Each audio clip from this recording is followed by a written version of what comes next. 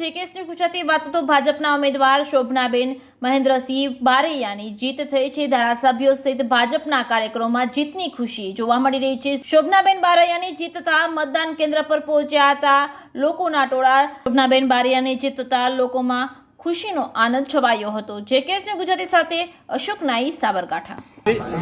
નજીક પહોંચી ગયા છે મતદારોનો અરવલ્લી સાબરકાંઠાની જનતાનો મતદારો ખૂબ ખૂબ આભાર કે જેમણે મને વિજય બનાવી છે અને માન્ય વડાપ્રધાન શ્રી મોદી સાહેબ, અમિતભાઈ શાહ સાહેબ, ભારતીય જનતા પાર્ટીના નેતૃત્વવાળી સરકારનો જેમણે 10 વર્ષનો અનુભવ કર્યો છે એના માટે જનતાએ આજે ફરીથી પ્રેમ વરસાવ્યો છે। ત્યારે એમના નેતૃત્વમાં કામ કરવાનો જ્યારે મને મોકો મળશે ત્યારે હું મારી જાતને ભાગ્યશાળી સમજીશ કે જનતાની વચ્ચે જઈને જનતાની સેવાના કાર્યો કરી શકીશ।